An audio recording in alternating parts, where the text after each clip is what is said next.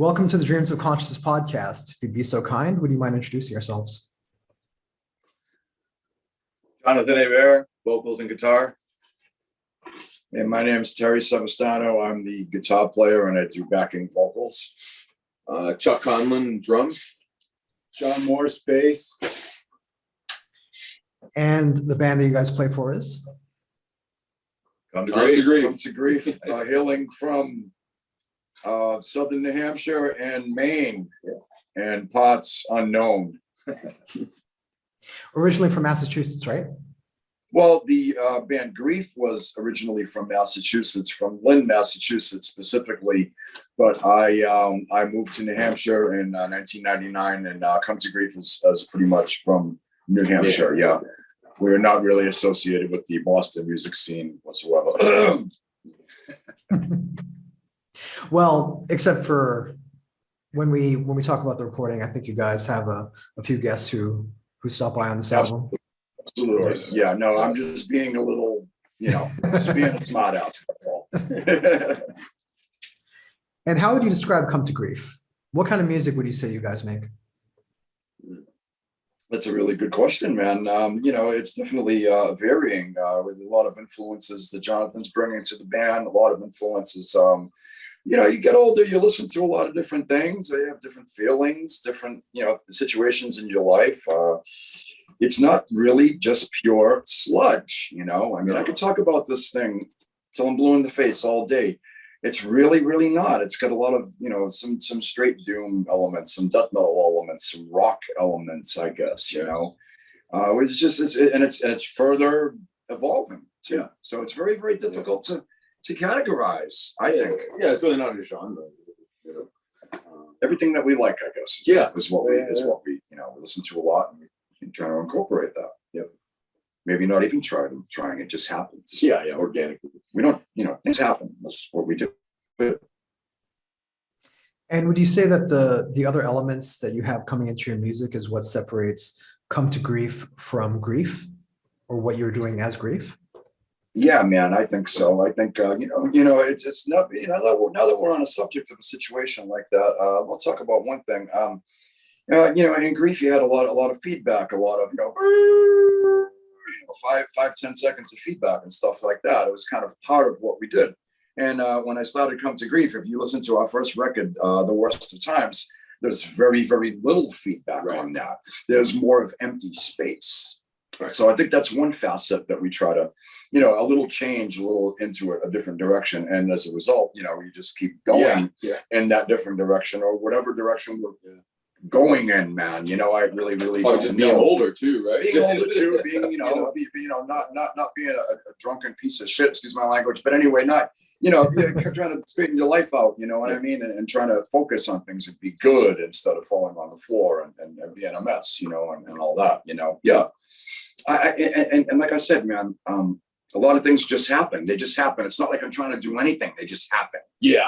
We're just riding it, man. Whatever this thing does, that's what we do, and we're just going for it. Yeah. We never have a conscious, a decision or a conversation of, hey, let's make this sound like this. Terry will come up with something that just comes from him purely and shows up, man. And then we just mold it into something. And that's it. This is how it comes out, and that's what it is. Not trying to do anything. Yeah, we don't think of a genre or think of man, this needs to be slower or this needs to be sludgier, let's say. Why? It's just these are the songs we're writing. We got to adhere to a certain thing. We have to do this. We have to do that. We do whatever the fuck we want. You know what I mean? Whatever comes out, whatever we feel, whatever, and whatever it may be. I mean, I'm loving it. I really, really am. It's freedom. It really is. I'm really, really able to express myself with what we're doing in a big way. I could go on about this all day, but it's a very personal record that we just did. The lyrics are very, very personal. The experiences that happen are very, very personal. And it's great to be able to do that. It's awesome to be able to do that. Yeah. So, yeah. So I should mention that we have sort of talked before. Back in 2017, we did a Q&A, which you guys recorded for me and which I released as a previous podcast. And that was before, I think it was before the Fistula split. Yeah, okay, cool. Because when Shannon said that dreams of consciousness, I remember. Yeah, it sounds really familiar. Okay, cool. Right on. And so we don't have to go over the entire history of Come to Grief. People can go back and listen to that podcast. But do you want to catch me up on what you guys have been up to in the last 5 years? Go ahead. Yeah, go. Well, the last 5 years have been, the last 2 years at the very least have been, pretty turbulent for us and everybody else. And, but 5 years, God, 5 years ago, we just reported the worst of times, and we just got back from Europe. 5 years, man. 5 years. Lots happened. Yeah, man. It's like, it's, I'm on my phone, memories of 3 years ago. It's like right around this time we toured, you know what I mean? Let's see. We did a US tour with Fistula to support the split record that we did. That was 13 shows. Pray for the End. And then we did the Pray for the End. Pray for the End, we'll talk about that a little bit really quick, okay? Pray for the End is kind of like that was our COVID record. That's like our secret record, We released it.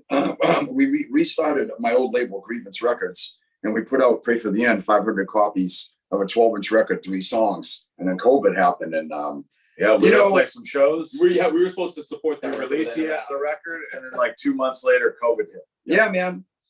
We had shows with Barishi, friends of ours from Vermont, and we were going to, go out and do a bunch of things. We were, maybe, whatever, Japan, or we had some pretty lofty goals that everybody did. And then the world just fell apart.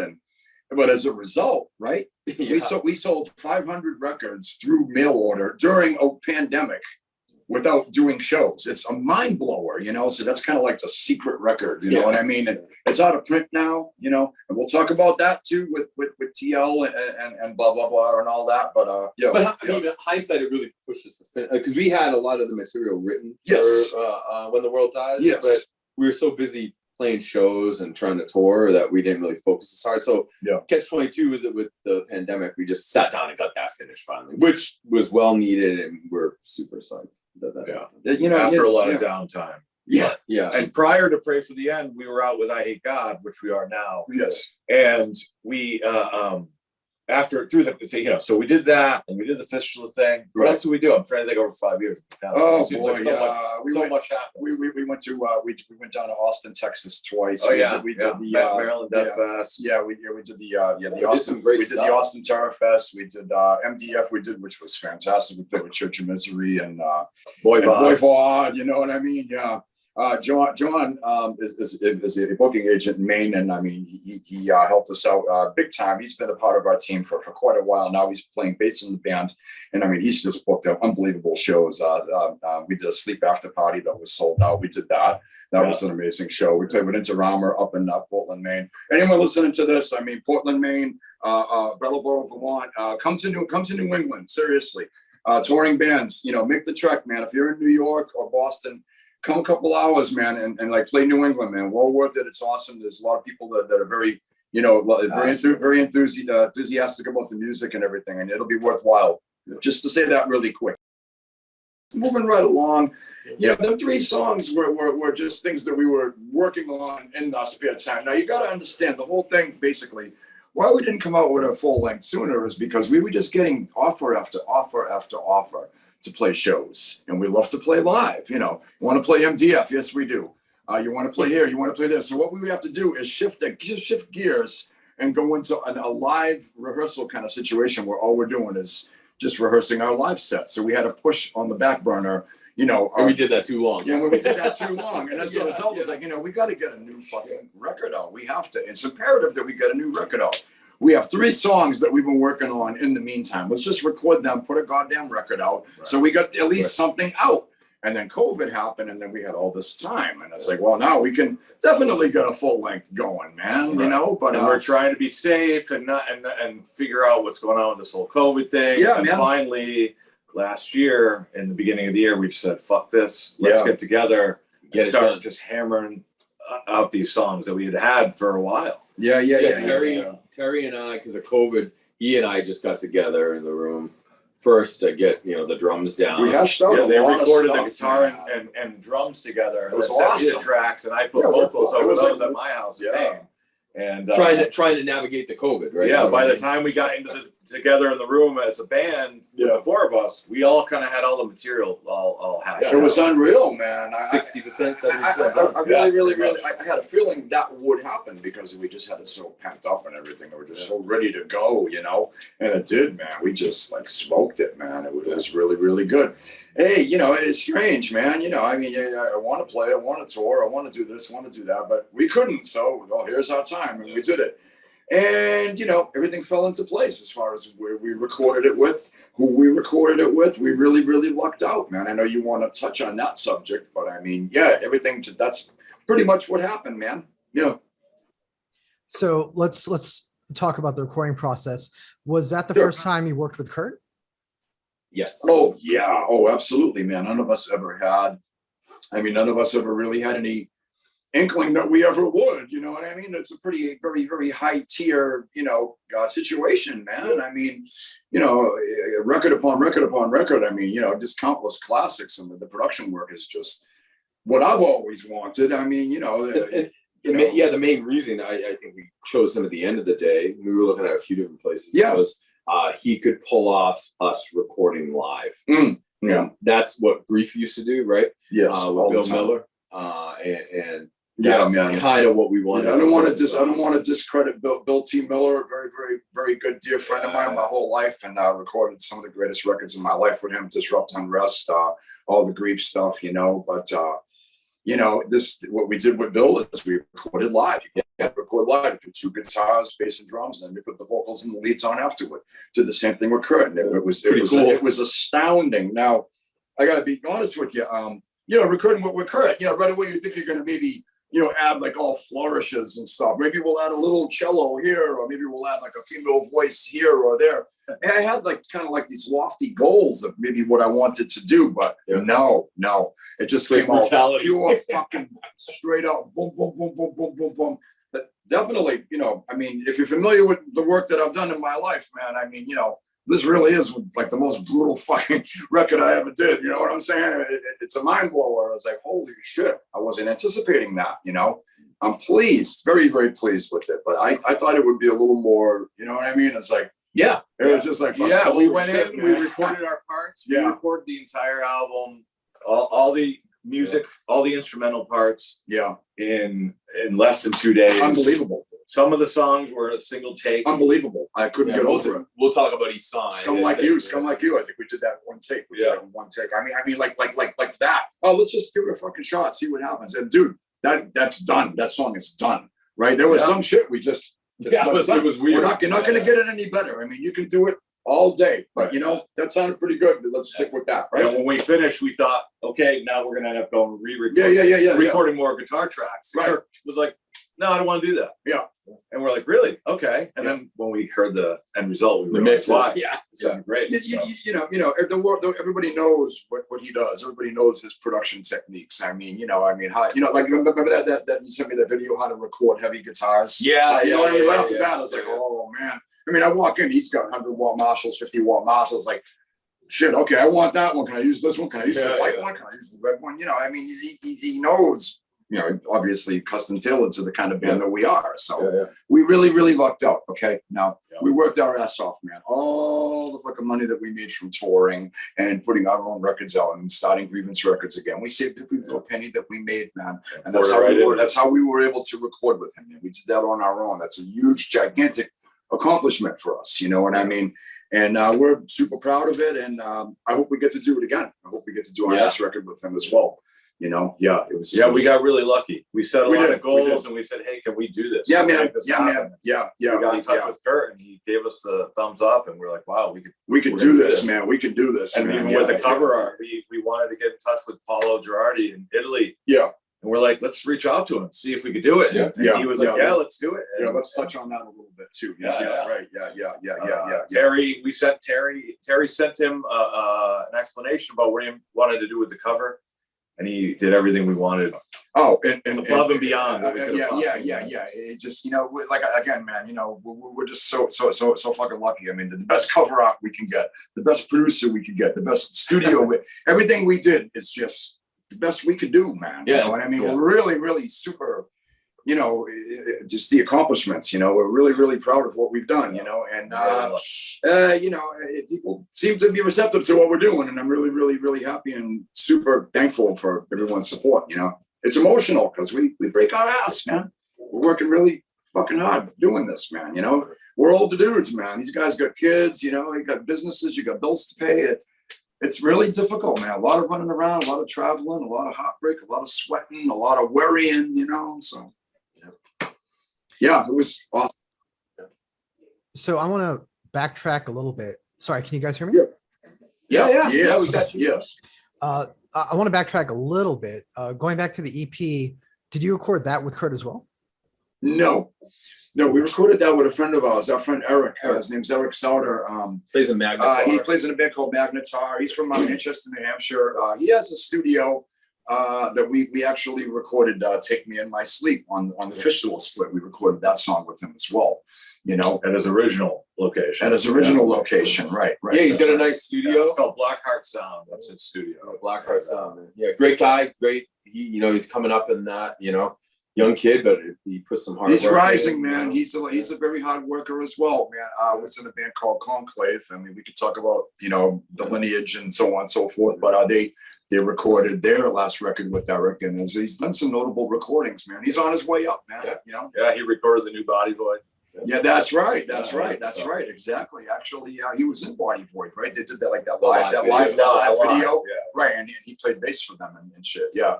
Now Eric's great, man. We like him all. He's a really, really good friend, man. But I mean, you know, we had it in our budget and we had it in our means. Yeah, we wanted to try something different. Yeah, anyway. yeah. Like for the worst of times, we went to Glenn Smith. Glenn, superb. Versus Owens in Cambridge, and he did an amazing job. But yeah, we just kind of we want to kind of do different things. Yeah, we were focused on the live recording. I mean, you know, we can't afford to record with Eddie Kramer and Electric Lady Studios. You know what I mean? So we can't go to Chicago and record with Steve Albini. We can't afford that either. So anyway.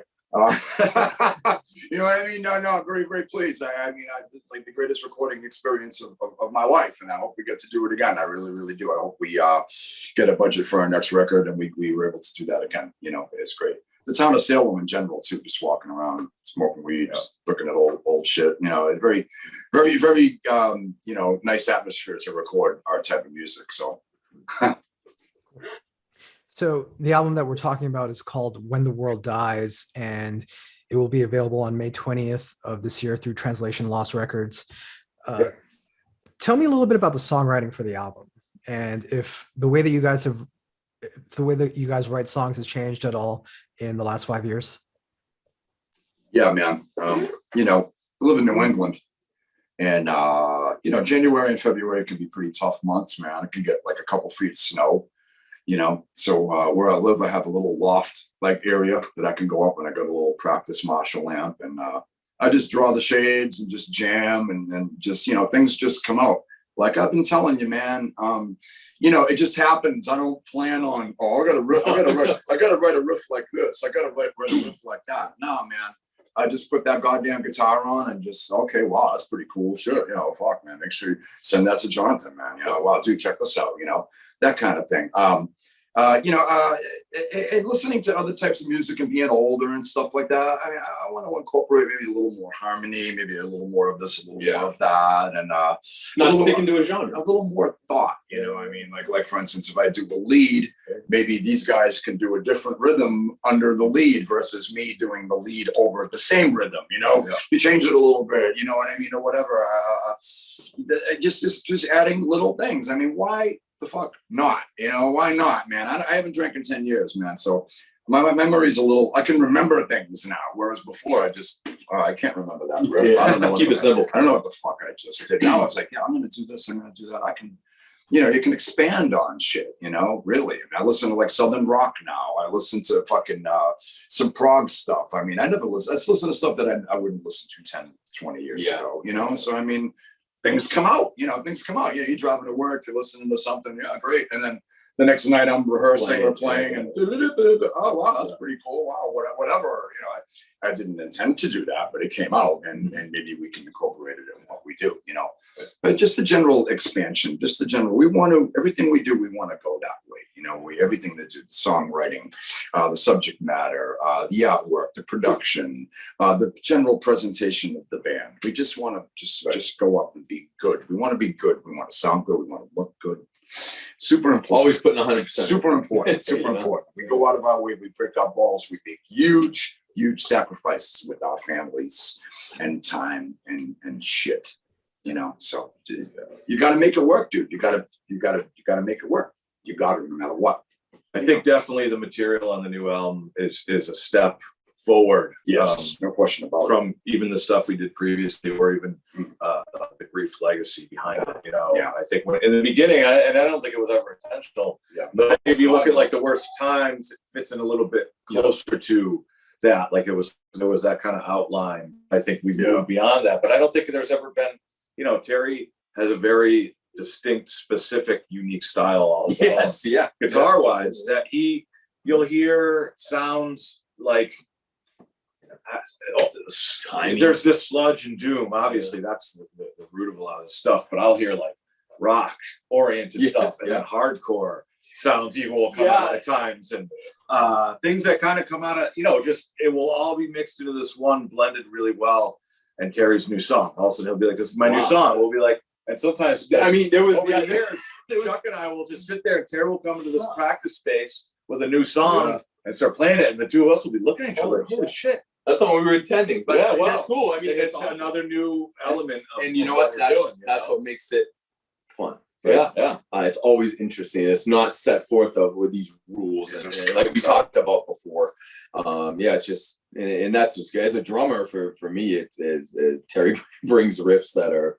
Oh yeah, I don't even know. They're different, right? You don't think about it. You don't think about the poor fucking drummer's got to like come up with the beat to that now. You know what I mean? He'll write something in like an off time, and he doesn't even know it's off time. I'm like, dude, that's like 3/4 or something. Did you know that's 5/4, and then you stop, and then it goes back to. Oh really? Oh great. That's cool. I didn't know that. What are you going to play to with that? How are you going to make it as heavy as possible? You know what I mean? I love it though. It's a mind blower, man. It's an expansion. It's a progression. If people like what we're doing, I'm pretty confident they'll like what we have in store after this record too. We have some material. We got a bunch of material actually. Yeah, we have a full album waiting. Yeah, he's got a bunch of stuff. I got a bunch of stuff. We probably have like an album and a half. We got a lot. This is the most like backlog material that I've ever had in my life. I mean, and it's not just because of COVID. I mean, I've had stuff since 2016, 2014 that I haven't even like touched yet. Like lyrics written down or a couple of riffs or whatever. So we're pretty ready to go, man. But we'll see what happens, man. One day at a time with that. So how complete are these songs when you bring them to the rest of the band, Terry? Do you have the song structures pretty much locked in, or do you come in with a bunch of riffs and you guys arrange them as a group? It can be about 70-80%. That's kind of how I'm writing lately. That's how I've been writing for. I'll probably. It's different than the song. Yeah. Sometimes it's a light idea. Other times you have like a full. Yeah. Like this is what But a lot of times, Generally, it's 70-80. I like to have gaps. I like to bring a song that's almost complete to these guys. I like it when Jonathan sends it through his filter. Yeah. You know what I mean? That's super important to me. He gets like the final like. How the way it comes out, and I like that a lot. I really do, because it's a fucking band. It's wicked important. Terry brings stuff. I'm the general songwriter, but at the same time, I need your input. I need your input. It's wicked important. I want that. So I generally try to leave gaps. I try not to finish a song. Yeah. In all honesty, a lot of times I have a hard time finishing a song, so that just goes right to these guys. But there are other times where it's like, something, man, I can wrap this song up like in 4 bars, and I can put words over this, put words over that. Something? Nah, just give it to Jonathan and see what his take is going to be on it. You know what I mean? Because why the fuck not? Yeah. You know what I mean? I mean, sure, there you go. We can talk like situations and every problem. It's no problem for me, man. I am not like a stern, no, dude, it's got to be that way and this way. No way, dude. What would you do there, man? Well, check. What do you want to do there? I'm totally. Come on, man. We definitely work the material out in the band room a lot. Make it good. Make it fun. Make it enjoyable. You know what I mean? Yeah, you're doing that. I'm doing this. Oh, sick, dude. Great, cool. You know what I mean? Yeah. I mean, I'm doing this for a long time, man. I'm fucking sick of the struggle. You know what I mean? Oh, that part's coming up. I don't like that fucking part. Whatever. Don't deal with that fucking horse shit, man. You know what I mean? Fuck that, man. Not no more. But that's generally what I do. Like a song like "Killed by Life." I mean, that was pretty much say like 90% done. You know what I mean? And I give it to you, and you did like the chorus, the "Kill." Yeah, you know what I mean. You know, there's certain little gaps where it's like I have no idea what I'm going to do. I'll just give it to Jonathan. He'll fix it. He'll make it work. You know what I mean? Yeah. The beats, he'll take care of the beats, and then he'll take care of refining the rest of it. You know what I mean? I love it. It's a great process. But in a way, like awesome. those earlier songs from the EPs and stuff, that was that learning process of figuring out how we're how it's going to work, working together. How you're going to work together. That's with this album, we had it pretty locked down between how we work together. Sure did. And how we shows. Writing wise. Yeah, it's really. I'm thrilled, man. It's the best I've ever had, man. It's a blast. You can really enjoy, doing it. Oh, it's very tight, very cohesive. Yeah, man. Everything. You truck right along. Okay, 4. Okay, 6. So we're gonna do that. 8. Oh no, why don't you do 4 and 4 on that? Yeah, cool, great. Right. It's awesome. It really, really is. We got some really good shit planned too, man. We got a new record out, man. So we want to promote the hell out of this as long as we can. But we do have long-term goals. You know what I mean? Yeah, exactly. Sure, we got a bunch of other stuff going on. And we'll definitely talk about the future of the band and some of the promotional plans that you have. Sure, we spoke a little bit about the recording and working with Kurt. Kurt's got a reputation not just from the bands that he's been in, but his as an engineer and as a producer as well. Was there any specific reason that you guys wanted to work with Kurt specifically? His guitar tone and his drum sound. Yeah, drum sound for me. In the live, in recording live, that was like the top thing. The recording. We were checking out some other studios, and it was all, you got to record one at a time. You know what I mean? Like me and Chuck would record. I'd record one guitar. The feeling, when you do that, like the feeling of the band, like that feeling of the heaviness just changes, right? No one's fault, but when you record everything separate, that the organic feeling of the feeling, especially with the stuff we do, the timing is not. This is not click track stuff. You know what I mean? Very organic. It's very organic. It's very straight up. It's very live. Let it breathe a bit, right? And that's what makes it. You got to understand, this guy is a gear head. He's an amplifier head. He makes his own effects. The guy is a sound wizard. So all you got to do is show up with your guitars and be really well rehearsed, and he'll take it from there. He takes it from there, man. I mean, it's simplicity.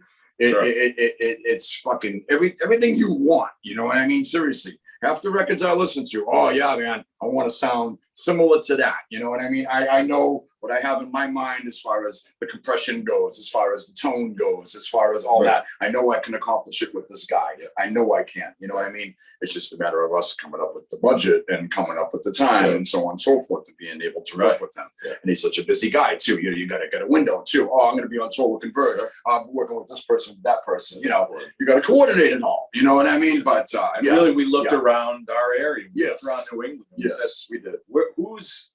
Who would we go to if we could? Absolutely go to. Yeah. And every time we kept bouncing around to this person or that person, we kept coming back to Kurt. We're like, this just makes the most sense. Yeah, man. And, so we rolled with it. Yeah, we got to work super hard and just fucking totally save our pennies and make this fucking work. Unfortunately, we did. Yeah. And it was great. But yeah, man, like I said, man, I'm not going to tell you this. So I can even name the records up, that he's done. It's just like, holy shit, listen to that. And right away, it's like, oh, wow, what do we have to do? What do we have to do? Just show up. Just bring your guitars and your pedals. I mean, walk in and he's just got, you name the Marshall, he's got, you name the SVT, he's got. His drum set is just fucking, tuned to the, all you got to do is sit down and fucking play, man. That's all you got to do. I mean, the fact that he recorded Beast Milk and Dysphere is enough for me. In addition to Kurt, there are a couple other people from the area who made contributions to the album. Do you want to mention some of the guests that you have? Yeah, Jake Bannon. I've known him since he was a very young kid, man. He's from the same area that Chuck and I are from. Chuck's from Salem, New Hampshire. I'm from Lawrence, Massachusetts. It's an area called the Merrimack Valley. and Merrimack River runs through it, hence the Merrimack Valley. But anyway, Jake, I mean, I remember, you know, him and the Cave-In guys, man, they're all like from like, you know, Andover, Massachusetts, Methuen, Massachusetts. And I just remember watching them, you know, just grow, man, and just play all these big shows, and their careers just totally, you know, take off.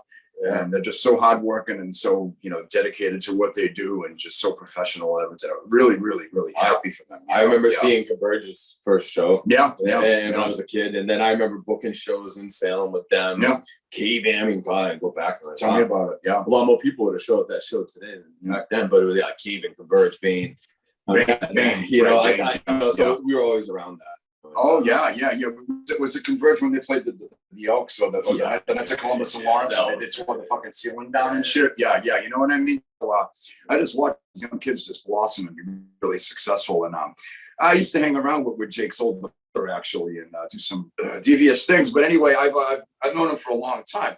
So I mean, it was just an obvious and you know. I mean, his passion. We're recording with Kurt. I mean, man, it would be superb to get him on our record and record. See what happened? We toured Europe in 2017, and unfortunately, we had some van problems. Our van broke down, and we got stuck in Nuremberg, Germany, for an extra night. We weren't able to go to Italy. And Jake was there with his Where Are Your Wounds? Where Are Your Wounds? With his the guy that was putting us up at this place. Hey, there's a guy, there's a band from your area that's playing in the next room over. Jacob Bannon from Converge's band Where Are Your Wounds. We're like, what the hell? My eyes lit up. Holy shit, Jake. Oh my God. So we boogied over there right away. I hadn't seen him in years and years and years. It's funny, actually. No, you went in the band. Grief opened for Converge in Worcester at that place. What was it called? The Warehouse or the Space or whatever? Yeah, and Grief was a 3-piece at the time. It wasn't very. Anyway, that was the last time I'd seen him. Probably like the 90s. But I always followed their career. I mean, Converge, fucking gigantic. I mean, fucking trend-setting fucking band. Amazing shit. Always so happy for these younger kids that came from my area, man. They all kicked major ass, man. It was really, really, really kind of inspiring, man. You know, I don't want to sound like a jerk, but I was with some like unsavory people for a long, long time, and I had a hard time kind of breaking out of that. And I always wanted to do what they did, you know. So to record with Kurt and have Jake on that record was kind of like taking that step finally in my life. You know what I mean? It's like a really, really big deal. And he had a lot of enhancement and a lot of emotion to our record, man. I'm really, really happy about it, man. That was the idea too, right? Yeah. I knew it would mesh well with his, man. I knew it would just be fucking huge, and it came out great. We really lucked out, man. Like I said, you know, the cover art that we did, you know, his backing vocals, Lisa too. Yeah. Oh, my friend Lisa Belladonna. Yeah. She did the intro to When the World Dies, the song. Yeah, and superb. I always wanted to work with her. I always wanted to get her on a record or do something, some kind of project or something, you know. So she also added to the record. We really squeezed for time, actually, kind of, you know. And I wanted to get a little more of her on the record, maybe next time. But like I said, I was thinking we were going to add all these things to the record. You know, maybe we'll get a cello player. Maybe we'll do this. Maybe we'll add like a minute of keyboards. Yeah, but I mean, things just came out like boom, boom, boom, boom, boom, boom, boom. It was so fucking brutal. I was like, well, we're going to do this. This is how the record is going to come out. You know what I mean? I mean, Jonathan can sing, believe it or not. He's got a great voice, you know what I mean? So he can sing, you know, so maybe add some, like, you know, singing or this or that, just trying to add different things. Next time. Yeah. Or love to get Lisa on the record, our next record. You'd love to get anybody to you know, we're up to all kinds of things. We'd like to do all kinds of things, man. Yeah. That's the thing. We don't like to just stick to one. Why stick to just one thing, man? If you want to add something, you think it's going to enhance your music, and what you do, why not do it, man? I just, all came up good in the end of the day. I think. And I believe Randy from Cable also contributed to this album as well, right? What's that? Yeah, sorry, I didn't hear. Oh, I believe Randy from Cable also contributed to this album as well. Yeah. Randy was Randy. So okay, here's the Randy story right before. So Randy joined the band right at the beginning of 2020, right before we released the record. Randy joined the band. We got together. Material was written at that point. For the yeah. all of that stuff was kind of just waiting in the wings after. So that was the plan. We had this ongoing thing. We're going to go record. We're going to go record. So yeah, I guess pausing right there, like we wrote the album without him. Yeah. Kind of. Yeah. So yeah, the material was there. We were getting ready after we finished the 12-inch to get back to work and get working on that album. Randy joined, and then 3 practices later, COVID hit, and then everything stopped. And which sucks for him.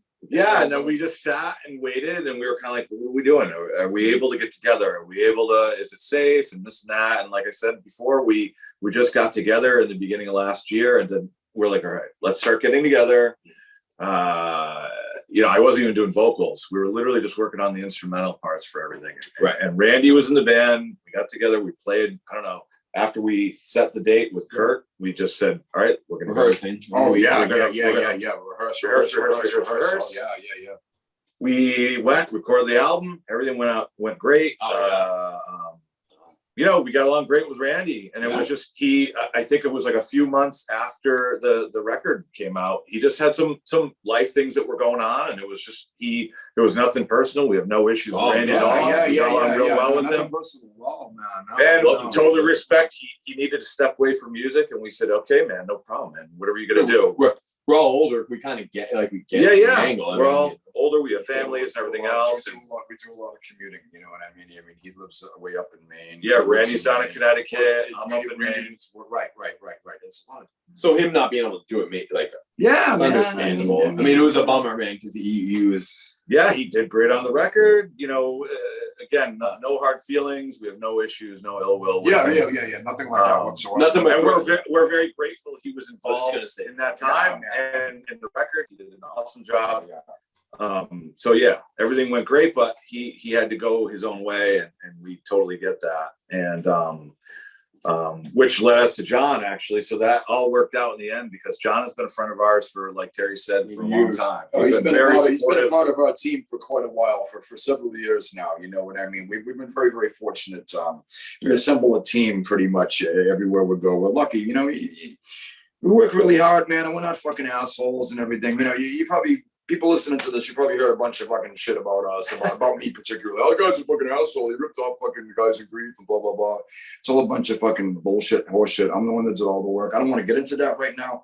But we assemble a team of people, individuals that we work together with and we accomplish goals with. And John was very early on a part of our team. Right. He's one of the, he brought fucking Voivod to fucking Portland, Maine, for Christ's sakes. He brought fucking The Obsessed and fucking I Hate God up there. I mean, he's booked fucking legendary shows, Primitive Man, fucking Bell Witch. I mean, you name it. The list goes on, Full of Hell. I mean, he's and a ton of our shows. We probably played Portland more than any other city. He's done pioneering work. You know what I mean? And we've always worked with him. He's always fucking been, treated us fucking superb. And now he's part of our band. It's so fucking important. Crazy, yeah. So he was always there. He's always been there. He's always been an ally. He's always been. With us, in one capacity, and now he's playing bass in the band. You know what I mean? So, I just to say real quick, we had one of my best friends, Jerry Orn, was with us for 5 shows. Randy unfortunately stepped away at a kind of unopportune time. So we had really shows squeezed. I play on Warhorse with Jerry as well. And fortunately, he had the time available, and he played the 5 shows that we had at the end of. And we love Jerry as our buddy. He's our brother, and we were stoked to have him along and play the show. Jerry unfortunately couldn't stay because Jerry plays. That would make 4 bands for Jerry. Yeah. Jerry's very busy. Desolate, and so we're also very grateful for him. We didn't want to kill him. I mean, John was available. John, I knew it would be like, oh, this is going to be fucking great. He's going to fit right in. This is going to be fucking. You can't go wrong with this. This is like tailor-made, and it was, so and that's what we're doing. That's what we're doing, man. The Randy thing was definitely unfortunate, but we lucked out with Jerry for that little time, and now we got John, and that's it. It's definitely a confusing situation. I can imagine it is. You see a picture of us, and we got one guy, and then there's a picture of us, we got another guy. Then you buy the record, and there's another guy. What are you going to do, man? What are you going to do? This is not done on purpose. I'm sure Dale and fucking Buzzo from the Melvins, they got different 18 fucking bass players or whatever, We don't particularly want to do that, but that's just what happened. Now, if you follow Grief, then that Grief had drummers. 10 drummers, you know what I mean? So I guess this is like the bass player thing now, but hopefully John will be with us for a long time, you know what John's I mean? not allowed to Hopefully leave, that's though. over now. We're gonna make him stay. Yeah, we're gonna make him stay, you know what I mean? But Yeah, he's actually not allowed to be. I think he's more than willing to, anyway, yeah, that's what's up with that situation. Well, let's backtrack a little bit, John. How did Yeah, you end up meeting these guys and joining the band? They were doing their first show. I remember seeing all the promotion for that, and I immediately wanted them to come up to Portland and work with my operation, which at the time was called Last Mercy Emissions out of Portland, Maine.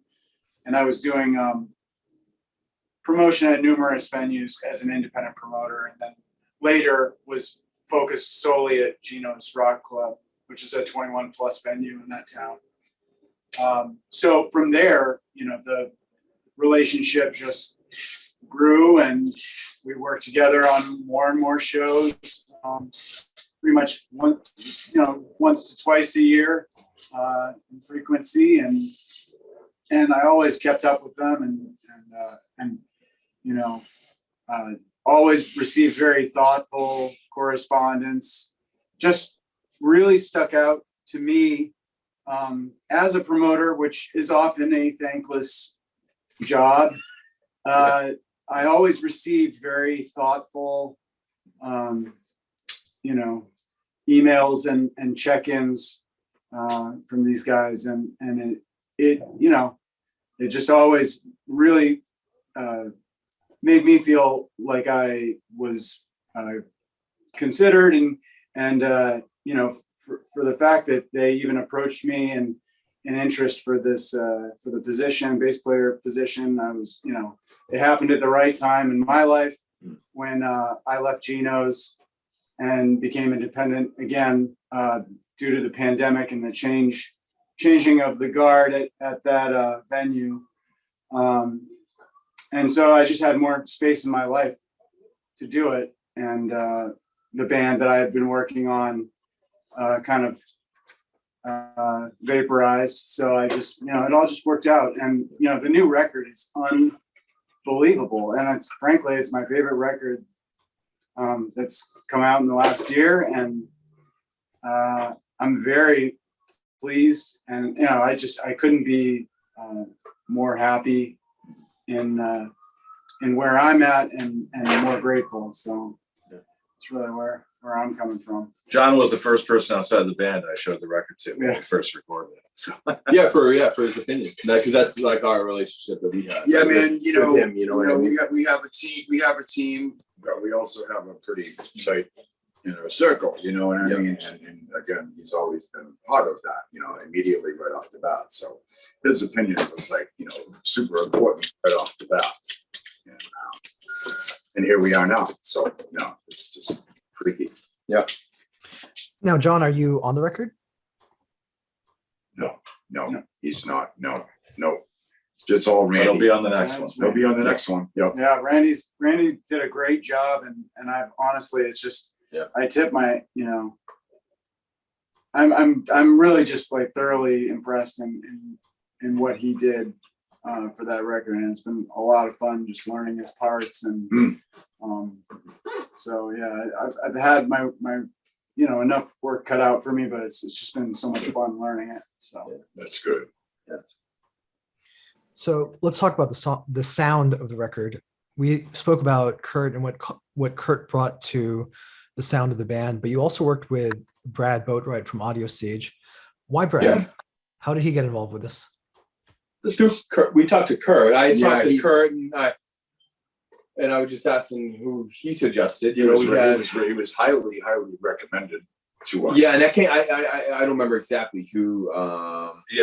He's worked with like pretty much Ray from Church, but I know I spoke to him, and that they had used it. Everyone we were talking about, like Brad. I looked at his roster of the bands that he worked with, and it's like, oh yeah, sounds good to me, man. And so yeah, we looked at the roster with all the. I mean, we're pretty. All our friends are saying this is the dude. Then hey, we're gonna go. The minute I took it home, it was just like, you listen to it in the car, you listen to it in your rehearsal space, you listen to it at home. you try to listen to it as many places as you can. And it was just booming, headphones, booming in the all car, around. I'm Everything sure. I liked it everywhere I heard it. Every set of speakers I heard it through, I liked it. I liked his work immediately, what he did. And again, it'd be awesome if we could work with them again because I'm very, very happy with the result. Yeah, No question a about that. huge factor. Right, I get. Yeah, Factor man. on this is like the professionalism, right? He Yeah. was very professional, very communicative. Oh yeah, I mean, it Just was like Kurt. It was too, done. you know. It was done, and like, oh, dude, he's done. Week You or know, two? yeah, he's done. You know, the record's done. You know, it's like what? Oh, all right, cool, awesome. All right, oh, that's Sent good. them the Okay. money and they got Yeah. It was like it was really the whole process of everything. Easy.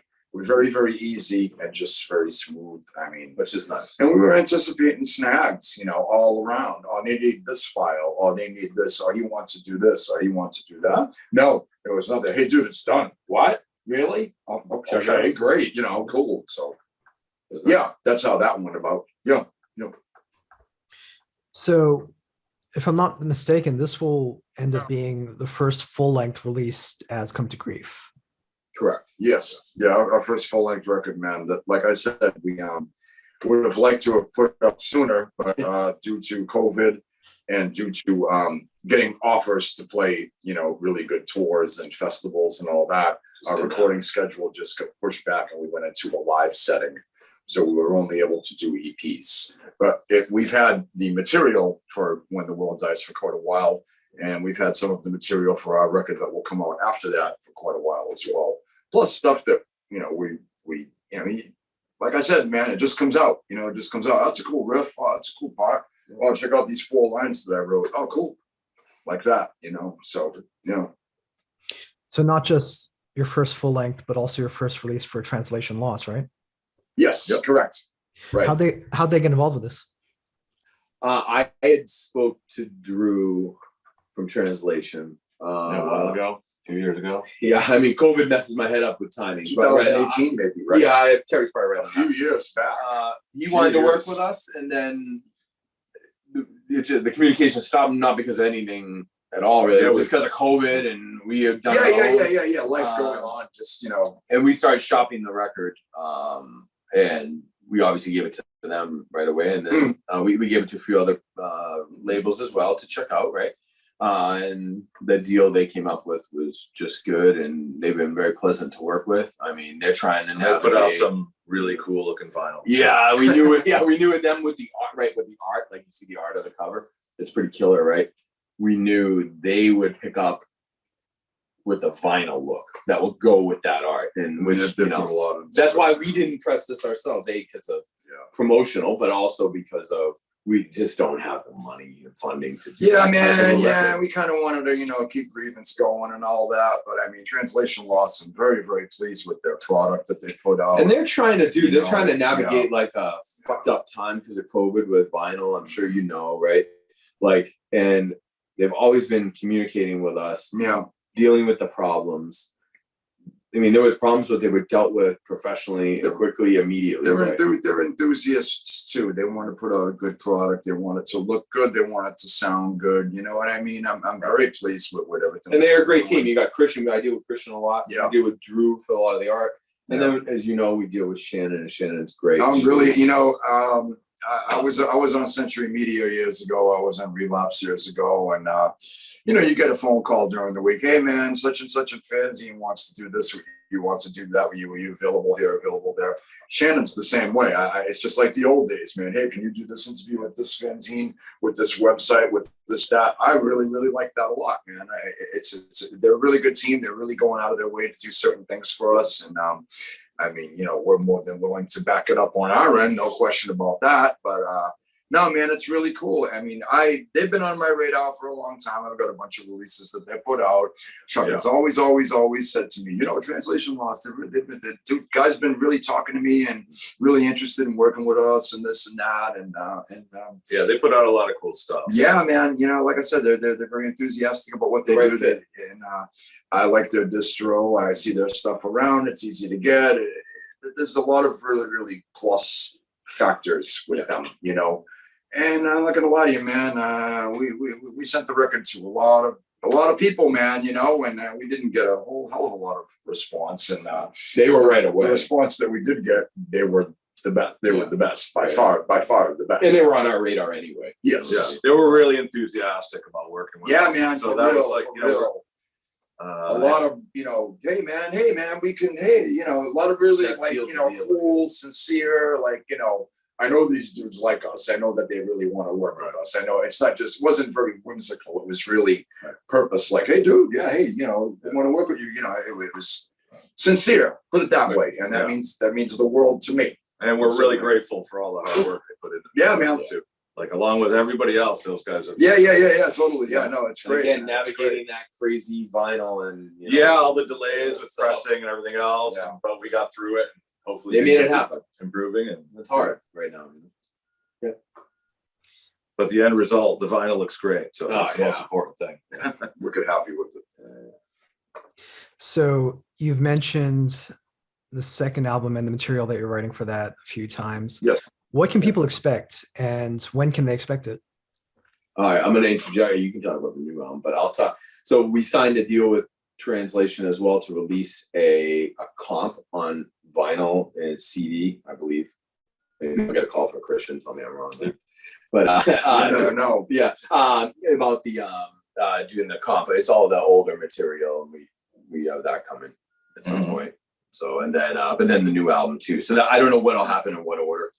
We basically the worst. That's what's coming up. The worst of times and Pray for the End and the song "Take Me in My Sleep" from the Fistula Split. It will be on a anthology / compilation record that we're going to be doing with them before our next record comes out, which we don't have a name for it or anything, but between Jonathan and I, we've got quite a bit of songs. I definitely want to say we probably have 45, 50 minutes worth of material right off the bat that we can. I have shelves of songs. He has shelves of songs. It's just a matter of refining them and putting them together and assembling them and finalizing them, And then we got material after that. See, we don't know, man. We don't know what we're going to do. I mean, we're just taking, When the World Dies just came out, man. I mean, we played our first show of our tour last night. We have the record in hand and we're selling it. So we'll see how far this goes. We could go right into recording our next record. We could tour the piss out of this record. We don't know yet. We're keeping it over. There are a lot of different factors. And last night, we're back on tour, man. So we're meeting up with our team, we're meeting up with our friends, and we're making new friends, and we're learning a lot. And come to find out, this COVID is still a major concern. It's still really taking a dent out of touring bands. I mean, there's a lot of different things that aren't happening that we thought were happening. Things are not obviously normal like they were. So we really don't know what's going to happen. We want to go to Europe. We want to go to Japan. We want to tour the States, go to the Pacific Northwest. We're just going to have to do this tour and take it from there. Once we get through this run, yeah. We have the record release show June 11th, June 11th, Brian's. June 11th in Boston. Yes. And then we can get back to the new stuff. What we did the last time, a lot of it was just, we had this pile of songs. Yeah, man, for real. Of, like Terry said, shells, real ideas and stuff. It's crazy. And we would just kind of cherry pick which one we felt like doing at that moment. This feels right now. Let's do it. Yeah. And it wasn't like we picked the songs and we're like, these are all the best of these. Not at all. 20 songs. We're like, This feels right now. And in the end, I think that what ended up on the album is a good mix of a lot of different sounds. And that's what we'll do going forward. And some of the stuff you've done recently, some of the riffs and new material is really, it's blowing my mind. It's just moody and dark and doomy, but it's in a different kind of atmospheric and kind of. I'm digging it. I can't get over it. It's a mind blower. It's like, where the fuck did that come from? Wow, holy shit, man. I'm thrilled, but at the same time, sometimes you get a little worrisome. It's like, what the fuck is going through my fucking head to do something like that, But whatever, as long as it works, man. We have an abundance of it, man. We really, really do. It's great. Yeah. But who knows? We could go, like I said, man, we could go right into writing. We could have, another 2 years before we do another record. We could just fucking get all these offers and play shows or whatever. We're not really in a, whatever happens. We just thought we would really like to get to the new material too. Yeah, we really would like to get to the new material because you got to understand. We don't want to wait too long. We really don't want to wait too long. Exactly. We don't want to, we did wait quite a while. We really did. There was a period there. It's like, fuck, So, And are you hoping to work with Kurt again? Oh, fuck Yes. yeah. I would love Absolutely. to. I'd love to. If I'd they'll love have to. us. Yeah, Bill have us. Yeah, 100%. Yeah, man, I know. Yeah. You know, I'm just hoping that the next record will be able to, you know, get a decent budget to record it. You know, we have to understand we did all this on our own with our own funding, you know, and hopefully that our next record will get a decent budget so we could stay with Kurt a little longer. Yeah. Because like I was saying, you know, I want to maybe add a cello here or maybe a different voice here or something, you know. I mean, I'm a huge Celtic Frost fan. I mean, what do you want me to say? I worship the fucking man. The man is a genius, you know what I mean? So I mean, there's certain aspects that I'm influenced by that he's done that, I'd like to try that. I'd like to try this. I'd like to, you know, and there's certain things that I run machines, man. You know, I ran a fucking print press my whole life, man, and I make t-shirts now. I hear things in my head, mechanical things in my head, and I'd like to incorporate that into my music. You know what I mean? There's just certain things that I know will fit. You know, I can't explain it. You know, like I said, when the world died, you know, I mean, it was brutality, fucking straight up. The next record, who knows? The next record could be even more fucking brutal. I don't know. It could be like fucking Rain and Blood. I don't know. I don't care. However it comes out, it comes out. But it would be interesting to add certain things. You know what I mean? You know, you put a fucking playing card in the spokes of a fucking bike or something, or you know, I don't know, whatever. You know, the ultimately whatever we feel like. Yeah, the nocturnal ground rules. Swirl, you know what I mean? Get his chirp or something and record it backwards. I don't know, anything like that. You know, we're open for anything. But yeah, we want to. We really want to. Like I said, we just want to go that way, man. We just want to, you know, go, you know, take it as much as we can. Everything we do, we just want to get better and more pro and sound better and all that. We could record a rich guy yelling at his cat with some echo. Anything like that. Right? Right, Carl? He's passed out. Yeah, Carl Olvers is our merch guy. He's legendary. We love Carl. Hashtag Carl. He's passed out right now. But New Orleans. Then anyway, yeah, we love New Orleans. We love fucking New Orleans, fam. Totally, man. Can't wait to get back down there again. Fuck yeah. When the World Dies is the name of the first Come to Grief album, and by the time people hear this, it'll be out through Translation Lost Records. Guys, tell everyone how they can order the album. What's the best way to get it? Right now, the best way to get it is translationlost.com, but they are out of the vinyl. So if your local record store is cool enough to pre-order this to sell in the store, you could find it there. They do still have CDs, but they are working very hard to get a second pressing going of this. Yeah, I can say that. I'm not going to say dates out loud. But, yeah, we don't really know that for sure. But. Yeah, and I'm scanning my certain factors going on. But the first pressing is officially gone. We're hoping that we'll be able to start selling. We have some copies. If we have anything left at the end of this tour, which you can get the record now. We have vinyl, we have CDs on tour right now with God, Pat, and Squala Grind. Yeah. And we are selling them at our shows. So if you want a copy of it, of the first pressing, you got to come to the show. We got them, man. We got them. We have vinyl and CD. We have it, man. We have it. We're promoting our album, man. You know, it's I'm thinking the next week or two, everyone will see a pre-order for the second press. Yeah. You know, we're just working out timelines, you know, obviously, you know, like we said, the vinyl pressing, right? But cool thing is this new press will have multiple new colors. I can say that. The colors are picked, but we'll let that lie for later. And so you'll be able to order that second press. So. And people can also order the digital version through your Bandcamp page, right? The Translation Lost page. Translation Lost, right? Come to Grief, tl.bandcamp.com. Yep.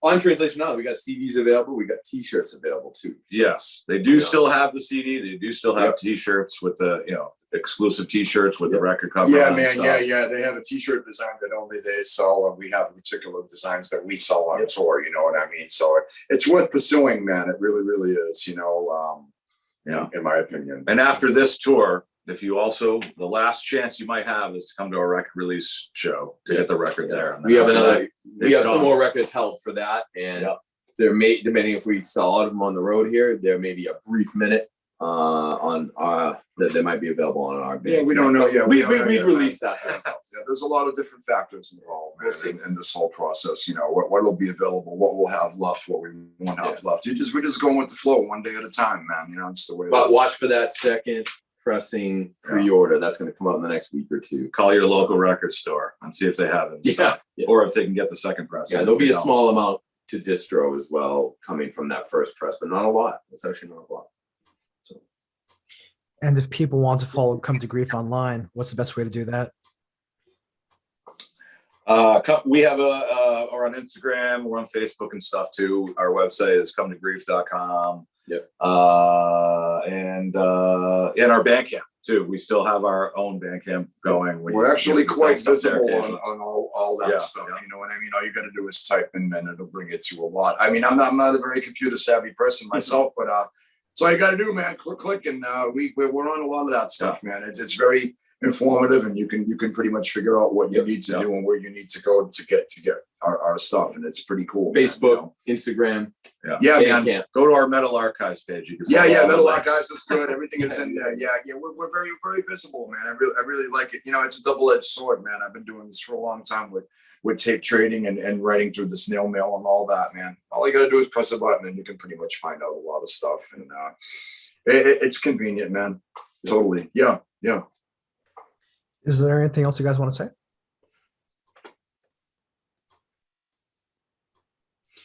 No, I lost you there. Yep. Is there anything else you guys want to say? No, we just appreciate everyone's support, and mainly for us, and for myself, especially just getting out there, especially last night, felt great to play those songs live. We've had those in our head for many years, and to be back and on to see the album out, be on tour, to play those songs live, right?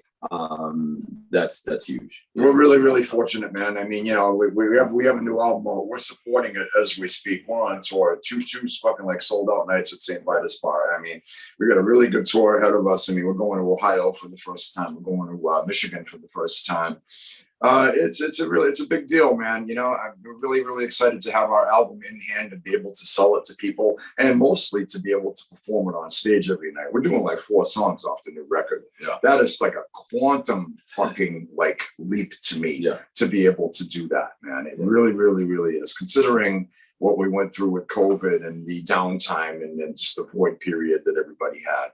To come back last night and do that was just wow, man, I can't believe we fucking did that. It's great. It's great. We got having John now.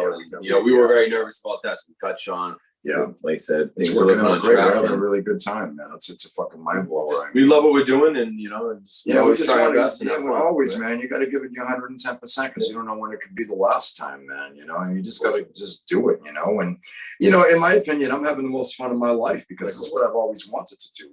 When you're fucked up on drugs and you're drunk and you're losing shit and you're forgetting shit and that really isn't a lot of fun, man. That gets old, when you're doing stuff and it's all, we're going to do this right now. We're going to do that right now. We're going to do this. And at the end of the night, you feel good. You accomplished something. You did something good. You sounded good. You played good. People liked you. That means a lot. That's what I want to do, man. And that's what I always wanted to do. So, John, I'm going to let you have the last word.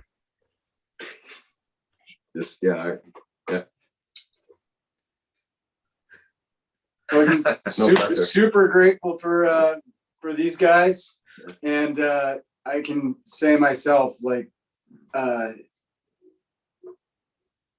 you got a lot. There's a lot in store, and there's something to look forward to here. And I'm just really, really happy and really proud of their work on the record, and it's gonna be killer, even more so live. So that's all I have to say. Thanks, John. Thanks, guys. Really appreciate it, man. And we want to thank our buddy Chris for letting us take over his place where we crashed with him for a couple of days. He's not here right now. He's hiding in his room, but we want to thank, like I said, the fans, right? We got Chris was staying with now, man. People that have been with us forever, and the generosity is just very incredible. Fortunate, man.